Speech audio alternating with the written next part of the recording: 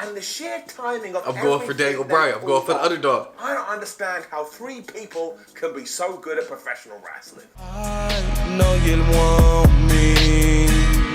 You said you're lonely. You can't get none of me.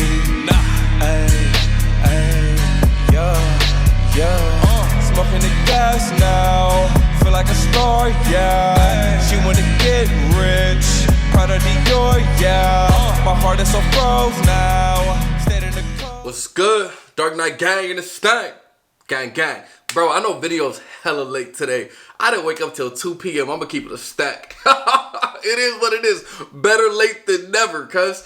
Ups and Downs WrestleMania 37 Night 2. I already reacted to Night 1. If you haven't watched it, I'll put the link to my reaction to Night 1 down in the description. It was fire, so I'm hoping Night 2 is fire as well. I read some of the comments. Everybody was saying Night 2 was low-key kind of trash. But I want to see how Simon explains it for myself. You feel me? Let's hop into this video. You already know this video is hella long, cuz 26 minutes. So I'm going to try my best not to stop it and talk too much, because I could easily turn this into way too long. But anyway, let's hop into the video. I'm excited to see what happened. Let's go. Man, the start to WrestleMania Night 2 was so difficult. What was it difficult? I kind of missed the rain. Because Titus O'Neil and Hulk Hogan were back as the hosts of WrestleMania, but this time they were dressed like pirates, they were talking like pirates, and for some reason WWE felt the need to pump in crowd noise. It was a bit like I was watching a rubbish pantomime. There was also some terrible scripting here, where Hogan called us all scallywags and Titus O'Neil had to go, "You can't say that on live TV." So either we are just completely tone deaf, okay, I don't even want to go down the other avenue. So they tried to bring some sort of comedy, then it's getting it down. But it just wasn't. Into our first match, which was Randy Orton versus The Fiend. If you can believe it, it was actually just a normal, basic singles exhibition match, even though the pair had been trying to set each other on fire. Yeah, I'm surprised. Great to see Randy Orton come out there, because you could just tell he was so pleased to see the fans. Plus, he was wearing white gear, and for one reason, I was like, "Oh my gosh, he's wearing like WrestleMania pants." These are the things that go into my head. The point is, that kind of emotion is just the best. I'm just surprised they had a normal match, bro. Fiend arrived. Now, for starters, he looked like some kind of woman in a futuristic He-Man talent.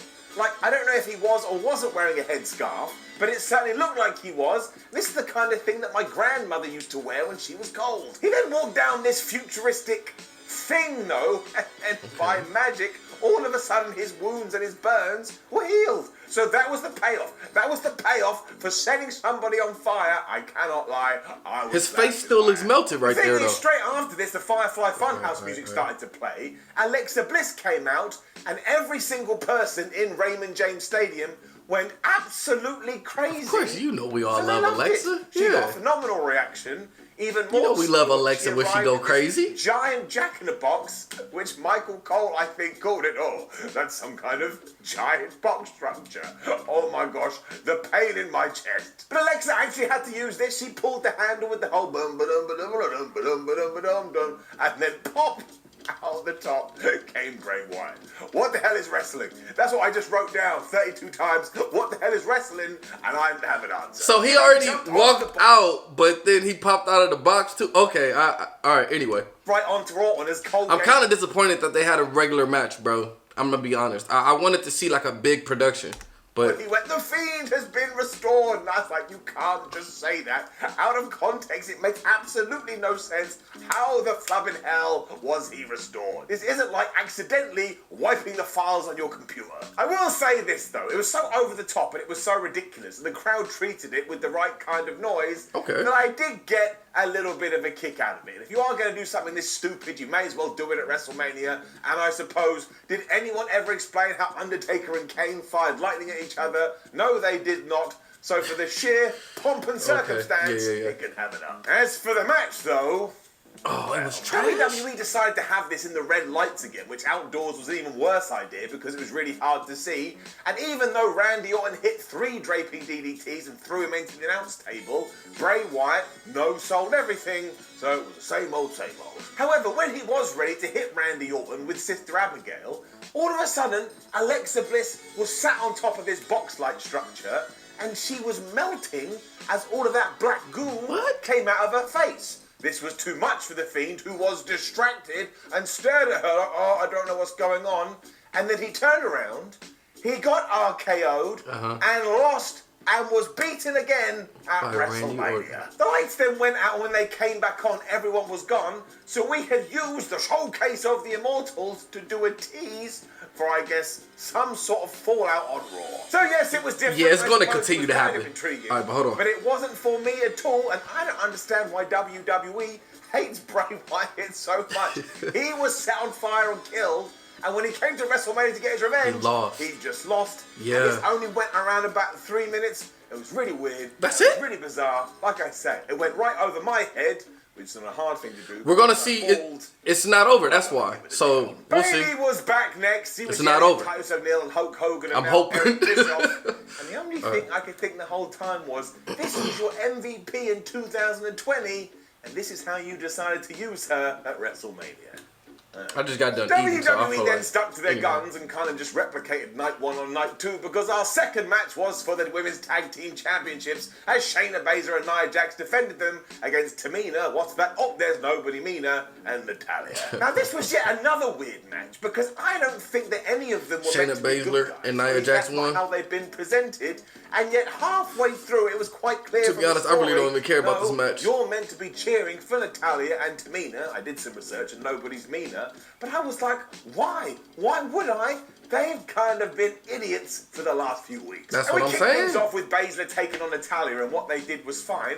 But then it got even more odd, because Nia Jax tagged in, and she was like, I want Tamina. So Tamina tagged in, and everyone was like, oh my gosh, I can't believe it. We're going to see Tamina versus Nia Jax. I was like, this would have been fine. But you did it on SmackDown 2 days ago. I saw it on SmackDown 2 days ago. How all of a sudden am I going to be fired up for this? Natalya was then beaten up for ages too, as Tamina had to sell on the outside just because Nia Jax had given her a slam onto the mat. And this was yet another problem, because we were meant to be like, oh man, I really want Natalya to get a tag because she's getting beaten up so badly. But again, she's a heel. Why would I? That's what I'm saying. Nobody really would even care too much about them. Not to be mean, it should probably be described as a lukewarm one. And then when she gave Nia Jax a power slam, I thought Nia Jax was Natalya's going to a good die. wrestler, though. She pretty much landed right on her head. We then tied it into everything that had happened 24 hours previously, because Tamina went for the splash, but this time she missed, which left Natalya to put the sharpshooter on Nia Jax, who was not the legal woman. And I just kind of crossed my arms like, Natalya. Oh, never mind. I Such a thought they were moron. about to This beat is them. not the first time you've done this. Baszler then snuck in and locked in the Kirifuda clutch to get the win and retain So they the title. still got the title. And I think this was meant to be seen as some kind of devious act, but all the teams in this have been devious, so none of this worked. And again, they did work really hard. But Was it a good story match got at least, though? Page 1 to page 32, and trying to make sense of this. Down. Kevin Owens versus Sami Zayn was next though, and I was so excited and I was so hyped This up. dude Logan I audibly Paul said on out loud, WrestleMania, this cuz. feels like WrestleMania. I was ashamed of myself. It's a very odd thing to do. Logan Paul, of course, was the guest, and honestly, WWE, maybe I'm wrong, but maybe I'm not. I saw when he got Sami stuttered by Zayn was Kevin doing his Owens. introduction, the crowd I started saw it to on boo, Instagram. and yet when Logan Paul was walking down to the ring, all of a sudden there was some very suspicious sounding cheers that sounded a little bit like what we would do when we push the thunder. So please just never do this again. If we have real human beings in the crowd, let them cheer and boo whoever the hell they want, even if it doesn't tie into the narrative. Surely the last year or so has taught us that. Down. I was quickly over that all though, these because downs, the cuz. pumped up version of Kevin Owens came storming out from the entranceway, and he was so excited he kept walking up and down the ramp, and when he was in the ring he was kicking the ropes. He was so fired up, I felt fired up. I was like, oh man, I need to go out for a fight. So all of this was tremendous. The very first thing we saw though was a pop-up powerbomb, and then KO continued to assault Sami Zayn. And if you were wondering, well, I wonder what the flavour of this match will be, when Sami Zayn was able to roll out the ring and bide some time, He then gave Kevin Owens a brainbuster on the ring open, which, by the way, is the hardest part of the ring. He followed it up with the stiffest Michinoku driver I think I've ever seen in WWE as Kev landed right on Sami his head. Zayn over here So going to work. thankfully, they were going to do the exact kind of match they used to do, although just a little bit less nuts, because again, it is WWE. There was a great near fall after a Kevin Owens frog splash, although I think deep down no one truly believed that was going to be the finish. And then Owens decided, well, if you're not going to go down, I will just continually drop you on your head over and over and over again. So this did absolutely rock in terms of our entertainment, but I am worried about Sami Zayn's neck. And then I started to worry about Kevin Owens' head because Sami caught him and exploded suplexed him not once but twice into the turnbuckle. And there is no way you can fake that. Before all of that too, Owens even went for a package pile driver. And if you know Kevin Steen, I don't know a package pile driver, but I know a pile driver. It's a shame that WWE banned the move. Two back-to-back brainbusters resulted in another close two for Sami Zayn. When that didn't work, they just started punching each other in the face. And I was like, man, this is just Batman versus the Joker. They could do this forever, and I'd still be happy for them to continue. Owens then hit that top rope exploder suplex, which always looks like it's going to hurt both guys. And then Sami Zayn hit the stiffest haluva kick I've ever seen. And then kind of sadly, it just ended. I won't lie, that was a little bit anticlimactic. How did it end really short? Because Owens responded with a super kick that surprised Sami Zayn so much, he also got Stone Cold stunned, and Kev then pinned him for the 1, 2, 3. Now, this was a really entertaining match that I could probably watch every single day. Match sounded fire. Sound like a good back and forth between both of them. Kevin Owens came through with the dub, and now he's about to stutter Logan Paul.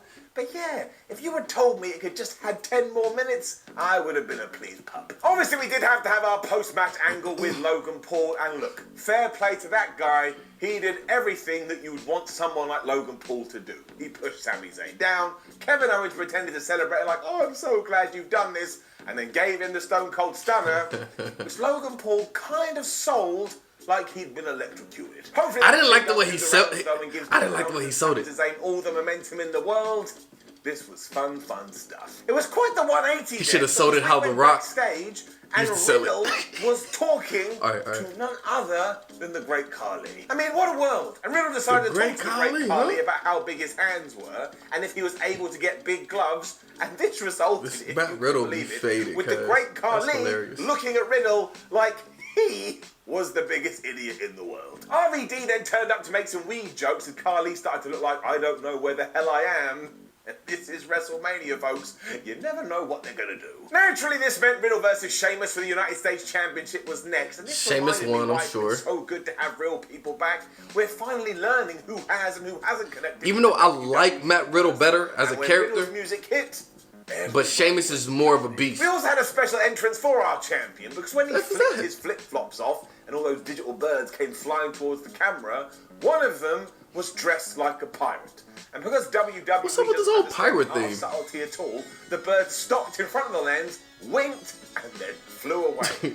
We get it, WWE, and we would have got it either way. You kind of knew what to expect here too, because we have seen these guys go at it before, and much like then, they just kicked absolute lumps out of each other. Like, even the chops were as if they were trying to get inside the other person's ribcage, and early on, Sheamus was just grabbing Riddle and chucking him around. He made a massive mistake when he went to the top ropes, though, because Riddle channeled his inner Kurt Angle. He ran up there, grabbed him, and gave him a belly back down to the floor. That spot will never be anything but great. I think Riddle even gave Sheamus a jackhammer at one point, which must have been a lull to Goldberg. Although Bill may have been laughing a little bit because they did screw it up first time and had to do it twice. And then the knee that Sheamus gave Riddle. I mean, sheesh. Because Riddle flipped over the ropes to try and get some kind of momentum to do something. But instead, Sheamus did knee him right in the face. And I am 99% sure it just connected. I mean, it was so really brutal. I thought that was it. I thought that was going to be the finish. But somehow the champ kicked out. We clearly hadn't done enough on the apron this evening, though, so Riddle gave Sheamus a German suplex onto it. Well, that was kind of funky because it didn't really land properly, so the impact was taken away. But Riddle followed that up with a corkscrew moonsault thing to the outside, onto Sheamus, So straight away you were like, I don't even remember what that last move was, but I do know we're pulling out the WrestleMania maneuvers. Sadly, they did screw up a top rope Irish curse when they fell down from the turn. I don't even know what an Irish curse is, but okay. I'm surprised that stuff doesn't happen more because you have a human being on your back.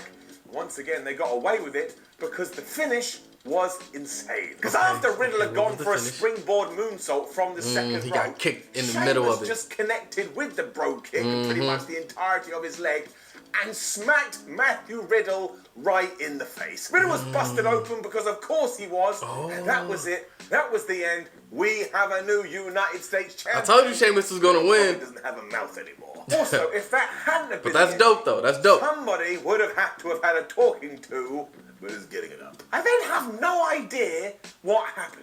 We had some crazy video where Triple H handed a briefcase to Bad Bunny, and in that briefcase was Bad Bunny's microphone, so he got on top of a truck and he drove away. Now, as it turned out, this was an advert for his music tour, and also I to write him off WWE TV, which means Bad Bunny got a better write-off than some actual wrestlers who are in the company right now. And then it was time for our Nigerian drum fight. I sat there on my sofa during part 2 of WrestleMania 37 and said, So Bad Bunny is done. That's cool. He did pretty well, I'm not gonna lie. Idea what a Nigerian drum fight is. What was awesome was the presentation, because while he was performing Big E's entrance music live, and that always makes somebody feel like a big star, and when Apollo Crews walked the aisle, I was like, man, this guy couldn't even get on TV like a few months ago, whenever the hell it was. Now he has a singles match at WrestleMania. I'm giving it an up. As it turned out, this was just a street fight by another name with a focus on kendo sticks, because both Apollo and Big E got the kendo sticks to begin with, and they were just nailing the shit out of each other. Then Big E did that crazy spear through the ropes. Because it is WrestleMania, he got so much distance on it. If he was going to hurt himself, this would have been the evening. But thankfully, he's okay. I want Big E to lose. I really like them both, so I don't really care, to be honest. Then he was going to get the steel stairs again and try and murder Big E. The problem is he took too long. So instead, when he ran at the... I don't know. Y'all said this stuff was weak. Some of these matches sound pretty good, bro. Uranagi onto the steel steps. Once again, when we get to WrestleMania, the conversations backstage must be, do you think because it's WrestleMania, we won't get hurt as much? And then it's WrestleMania, so they go all out, cuz. That's how it works. Apollo was then back to using kendo sticks when he laid Big E on a table and went for a frog splash, but missed and went careering through the wood. And that's when I thought, it's going to be like a couple of other matches just going to end, because Big E did hit the big ending onto Apollo Crews. Then it happened. Because just as that was about to happen, up popped Baba Kato, although he's dressed differently, so I think he's meant to be a different character. He walloped Big E in the head, he gave him a choke slam, he grabbed Apollo Crews, put him atop of Big E, and the ref went 1, and the ref went 2, Who's that and the ref big went dude? 3. Alright, whatever. We have a brand new IC champion. I didn't mind this at all, because if you go back and watch my predictions video, I even said you should have Apollo Crews win here, and hell, you can even have him cheat. That's exactly what he did. Yeah. The problem, however, is that even though I went, look, it's Baba Kato, or Babatunde, whatever the hell his name is, and even though social media said this, and even though every single person on the planet said this, Michael Cole and Corey Graves were like, well, who is this suspicious character? Who is this suspicious chap? So it's supposed to be, okay. It just makes you so confused, and then I start to feel like, well, I must have got it wrong. Hey, so I'm just about seeing this dude's shirt. I like pizza and maybe 3 people. Commentators who are meant to be my eyes and ears relay this information to me. It's like when Omos was back on TV, and it was quite clearly the security guard from Raw Underground, but nobody says anything, like a Tyrannosaurus Rex has just ended, so we have to freeze, otherwise it's going to eat us. Just call it how it is. That has got to get it down. Hall of Fame Spotlight was next, and that's always nice, especially because, as we said last night, they probably get fans, which they didn't at the ceremony. And then it was time to Rhea Ripley versus Asuka. Now, Rhea got the live entrance music too, which again made her feel like a massive star, but this was just so good on an emotional level. Because when she was coming out, she had a massive smile on her face as well. Because probably she was going, oh my gosh, I'm at WrestleMania, and there are these things in the crowd. I think they're cool people. I love it though, because it's just real. And wrestling and reality pushed together is just the best. And I know he's meant to be a heel. Who gives a flop? I also thought this match was fantastic. fantastic. Of How course, Asuka that's some hasn't good had a wrestlers, title bro. feud for 472 years, I will never know, because she may be one of the best wrestlers in the world, and Rhea Ripley has that fantastic quality that she can stand there and you're instantly drawn to her, which is something that that's all why she's one of my wrestlers should be trying favorites. to do. You want to be able to She just stand got out. She that also just personality so happens to be somehow. awesome in the ring. All right. There was this great bit where she was dominating Asuka and just slapping her around going, "Is that all you got, Asuka? Is that all you got?" And she was kind of such a dastardly bad guy here. Even though she mostly got cheered, in that moment, she was able to elicit some boos, which just proves what a good sports entertainer she is. What was better than all of that, though, was some of the transitions in this, because at one point, I think it went waist lock, armbar, Asuka lock, surprise pin. And it just wove so well into each other. I was like, I don't think I'm ever going to be able to do anything that pretty as long as I live. Once again, though, we do have to note that the finish kind of came out of nowhere, which was a little bit of a thing on WrestleMania 37 Night 2. Because Asuka was rocking Rhea with some stiff kicks. She hit the ropes, she went to give her another one, Ripley ducked, got her in the riptide, hit it, and again I was like, well, we'll do a near fall kick out, that's what we do at WrestleMania. But no, the ref went free. My girl. And Rhea Ripley is your brand new Raw Women's Champ. My However, girl. I don't really care once again, because the match was I'm gonna react to Raw tomorrow, don't trip. trip. Brilliant. And this is exactly what we should have done. We need to crown new people at the showcase of the Immortals to ensure that they do go on to become massive stars. Yeah, man. And we did it with Bianca Belair, we did it with Rhea Ripley, and it makes me feel very excited about the women's division. Although now, obviously, we need to see what's going to happen on Raw. Hogan and Titus were then back, and they weren't dressed like pirates anymore. That's good. But honestly, what a pointless job the WrestleMania hosts were this year. Down. This was all the payoff to the Bayley stuff, though, and a very good lesson that you should never actually buy into rumours unless you're 100% sure they're facts. But then they wouldn't even be rumours to begin with. Because she was out to call Hulk and Titus a bunch of morons or whatever she said, when she was interrupted by the Bella twins, who did their weird wiggly hip thing before they grabbed Bayley and chucked her down the entranceway. Now, I was fine with this mostly because they didn't come out to that Brie mode music. Remember that Brie mode that makes you want to kind of take your head and rub it into some kind of a wall? But the issue was that everybody in the crowd had thought that Becky Lynch was going to come out, because again, that had been the murmurings. So when she didn't, all of this kind of fell flat. Why did y'all think Becky Lynch was going to come out? That's hella random. WrestleMania 37 just doesn't seem fair. On one last side note too, Backlash this year is going to be called WrestleMania Backlash. That's why we're not allowed to listen. Which brought us to our main event, which was... No, but that makes sense. That's why some of the storylines are still continuing on. You get what I'm saying? It's the backlash of WrestleMania. Daniel Bryan for the Universal title. Right. And I may as well be honest with you here. I love this. I absolutely loved it. I think it is one of my favourite WrestleMania events for years, to the point it doesn't just get an up.